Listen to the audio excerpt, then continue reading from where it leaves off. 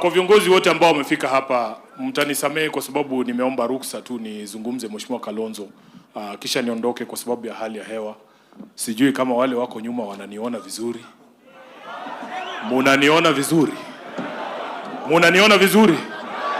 Mimi ndio Sifuna. Kwa maombi yenu na kwa mapenzi ya Mwenyezi Mungu niko Kisii leo nikiwa bado katibu mkuu wa chama cha ODM. Seneta wa kaunti ya Nairobi na naibu kiranja wa walio wachache kwenye bunge la Senate. Nimekuja hapa kumfariji ndugu yangu, rafiki wa kweli Mheshimiwa Seneta Onyonka. Kama mnavyojua, miezi miwili mitatu sita ambayo imepita tangu baba atuache, nimepoteza marafiki wengi sana. Wengine nilikuwa nataka tukutane nao hapa Kisii moja kwa moja, macho kwa macho, mundu kwa mundu, niwaambie kwamba sitasahau kwamba walinisaliti wakati ambapo mambo yangu ilikuwa inaamuliwa. Sijawaona hapa, kumbe ni waoga. Kumbe ni waoga. Wako wapi? Wako wapi? Kumbe kuna simba zingine zikinyeshewa zinakuwa paka.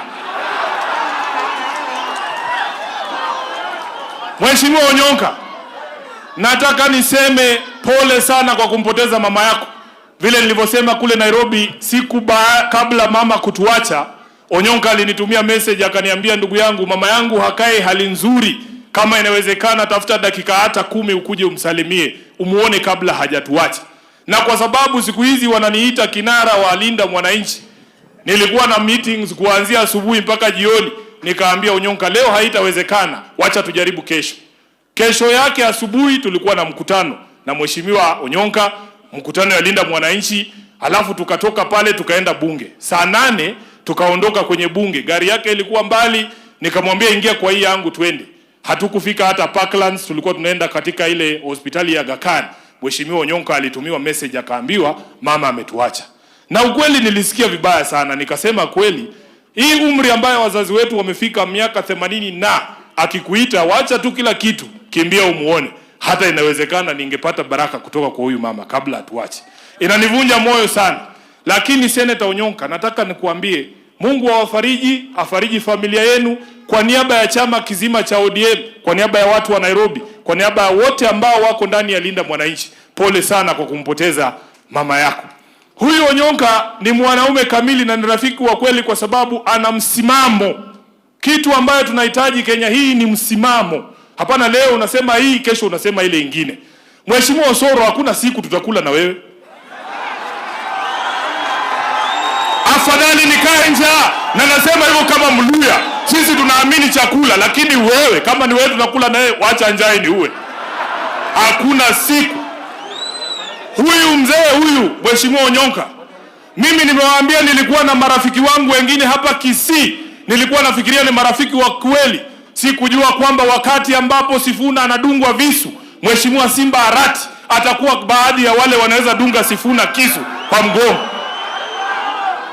Nasema hivi, Mheshimiwa Simba, mimi ni rafiki yako na unajua, umenishikilia mkono kule Nairobi, umenisaidia kampeni zangu za Senate. Mimi ni rafiki mpaka wa familia yako. Sikujua kwamba unaweza keti katika mkutano ambao unaamua hatma ya Sifuna na wewe ukuwe wa kwanza kusema Sifuna must go. Kwa hivyo, wacha nirudishe mkono na mimi. Simba must go.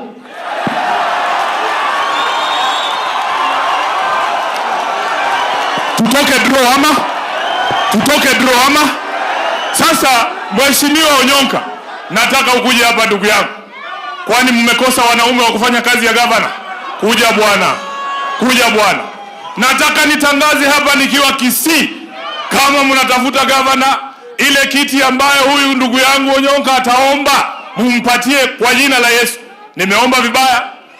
Nimeomba vibaya? Wangapi wanasema apewe ile kitu wanataka? Apewe kile anataka? Asante sana, unaweza kuketi. Nitasema mambo mawili. Nilisema jana nikiwa Nyeri kama katibu mkuu Mheshimiwa Kalonzo, the constitution of ODM says that I am the custodian of all the records of the party. Mimi ndio najua mahali marafiki wa Raila wako wote katika taifa hili la Kenya na nchi za nje.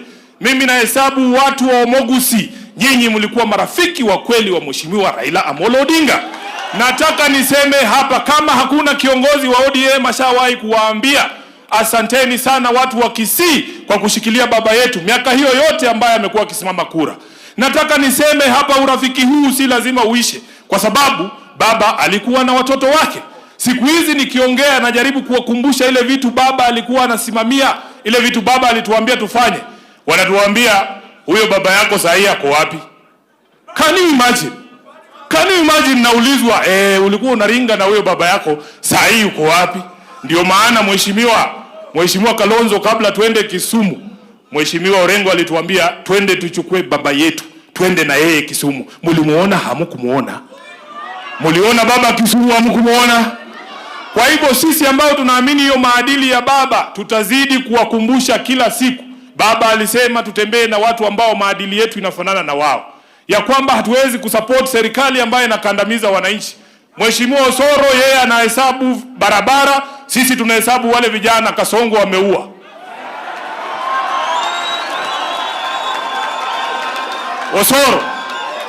Osoro ukituambia stadium zile zinajengwa, tunakuambia wale vijana wa Gen Z ambao waliabductiwa na mpaka leo hatujui wako wapi.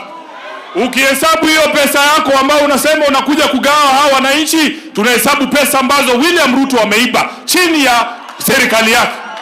Kwa hivyo hamutatutisha bwana, hamutatutisha na kitu yoyote.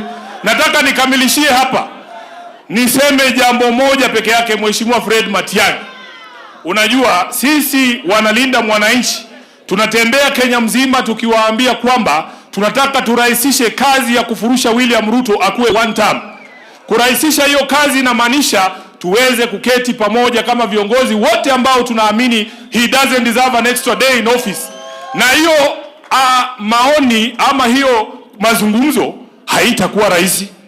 Kuna mjamaa jana alisema tufungiwe ndani ya room moja, sisi wote tuongee na tutoe mtu mmoja. Mheshimiwa Matiang'i, hata mimi kuna vitu nataka kukuambia, na nataka niambie hawa Kenya ambao wamekaa hapa. Hakuna mtu hapa mbele katika siasa ambao hatujakwaruzana. Huyu Mheshimiwa Kalonzo huyu, nikiwa katibu wa chama nilimvuruga tu sawa sawa, anajua. Lakini tulikaa 2022 kama wanaume wawili pale Serena, na akaniambia Sifuna ulinikosea hapa, mimi ulinikosea hapa, tukashake mkono, tukaingia kwa uchaguzi. Hata baada yeye kunyang'anywa running mate alisupport baba. Huyu Mheshimiwa Kalonzo. Huyu Mheshimiwa Matiang'i, kulikuwa na by election hapa Bonchari. Niseme nisiseme? Bwana ulitusukuma bwana. Ndio ukweli tu. Tulikuwa hapa na Mheshimiwa Janet Ongera, atakwambia. Mheshimiwa James Ongwae, yule alikuwa mbaya senator. Mheshimiwa Ongeri yuko wapi? Bwana tulikula tu tear gas mzuri. Unajua saa nyingine mkiona kichwa yangu ni mbaya, ni ile tear gas. Pia Matiang'i alinikulisha. So, tukiingia kwa hiyo room, lazima tuambiane ukweli. Tuseme ulinikosea hapa, lakini tear gas ya Matiang'i haishindi uchungu ambaye William Ruto ameleta katika taifa letu. So ndugu yangu Matiang'i, mimi niko tayari kama kiongozi wa Linda Mwananchi kufanya kazi na wewe.